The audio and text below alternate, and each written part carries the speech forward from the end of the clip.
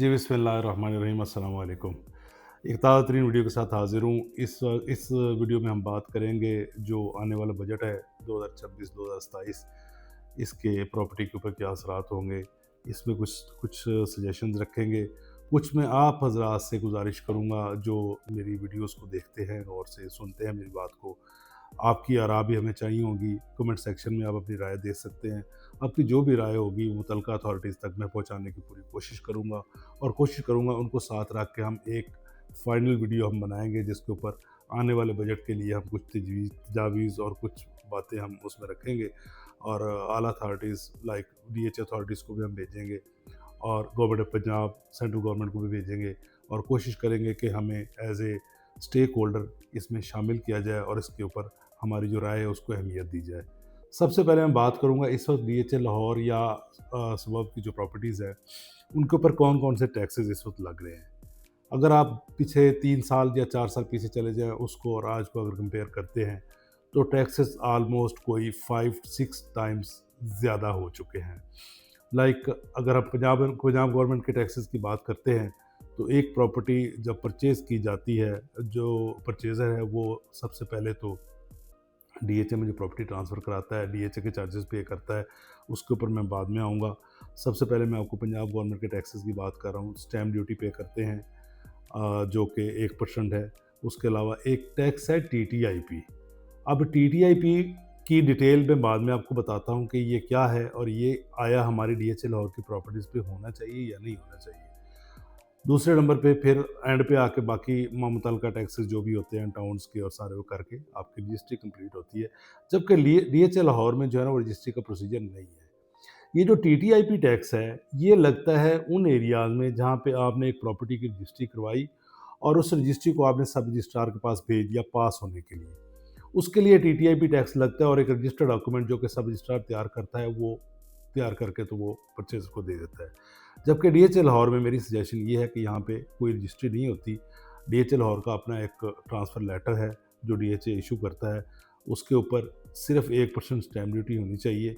ये टीटीआईपी टैक्स अगर आप थोड़ा डेप्थ में जाके देखेंगे तो ये डीएचए लाहौर की प्रॉपर्टीज़ के ऊपर मेरी राय में नहीं बनता। फर्दर इसके ऊपर डीएचए लाहौर का जो मुतलका डिपार्टमेंट है लाइक फाइनेंस डिपार्टमेंट है और लीगल ब्रांच है, उनको इसके ऊपर थोड़ा सा गौर करना चाहिए।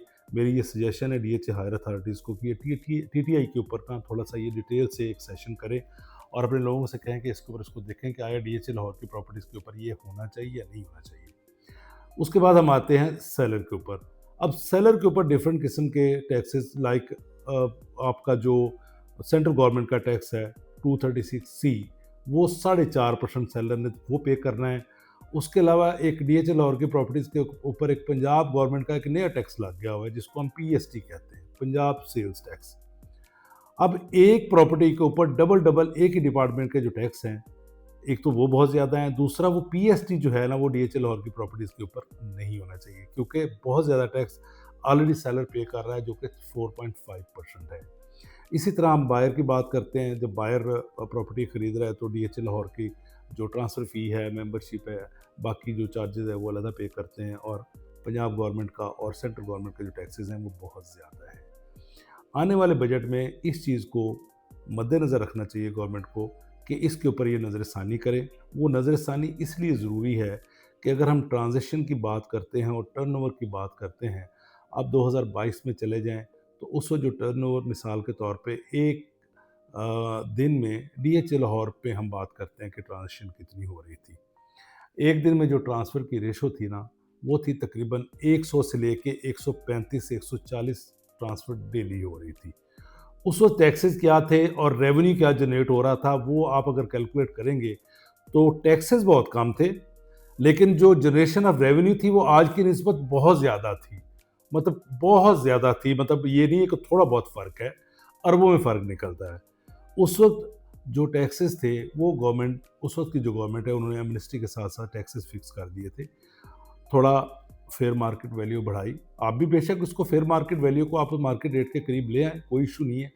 उसके ऊपर उस वक़्त की गवर्नमेंट ने 1% सेंट्रल गवर्नमेंट का और 1% जो है वो पंजाब गवर्नमेंट का टैक्स फ़िक्स कर दिया। जब 1% फ़िक्स हो गया तो किसी को कोई इश्यू नहीं था, लोग धड़ाधड़ प्रॉपर्टीज़ खरीद रहे थे, टैक्स जमा करा रहे थे, टर्नओवर बढ़ रहा था और रेवेन्यू गवर्नमेंट ऑफ पंजाब का भी बढ़ रहा था और सेंट्रल गवर्नमेंट का भी बढ़ रहा था। इसी तरह अगर इस बजट में उस मॉडल को मद्देनज़र रखा जाए, उसके ऊपर थोड़ा सोचा जाए, उसको मज़ीद थोड़ा फाइन ट्यून किया जाए, बल्कि उससे भी बेहतर किया जाए, तो हमारी ये जो ट्रांज़िशन है, ये बढ़ सकती है। ये जो इस वक़्त जो ट्रांज़िशन हो रही है डीएचए लाहौर में, डेली की जो ट्रांसफ़र की रेशियो है, अगर आप गौर करें पिछले काफ़ी अरसे से मैं इसको देख रहा हूँ, क्योंकि मेरा आना-जाना रहता है, मैं खुद अपने हाथ से काम करता हूँ, ट्रांसफ़र्स करवाता हूँ।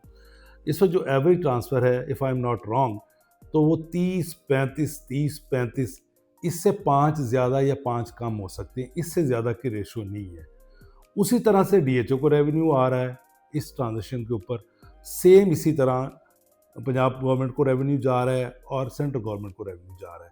अगर ये 30-35 की बजाय 130-35 ट्रांज़ैक्शंस हो जाएँगी, आपका टर्नओवर बढ़ जाएगा, तो आपका ये जो आपका रेवेन्यू है, specially government of Punjab, central government और डीएचए लाहौर का, ये रेवेन्यू बहुत ज़्यादा बढ़ जाएगा जो आज की निस्बत है।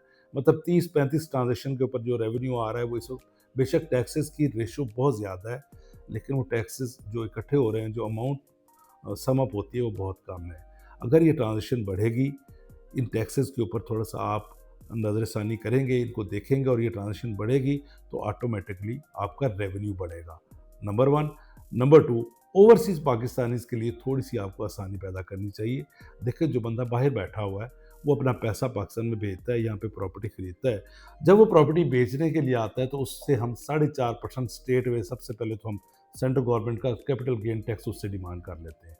जबकि उसने पैसा बाहर से कमा के हमारे मुल्क में भेजा, हमारे मुल्क की मईशत मुस्तहकम हुई, यहाँ पे डॉलर आया, हमने उसको रुपये में कन्वर्ट करके उसको वापस किया, उसने प्रॉपर्टी खरीदी।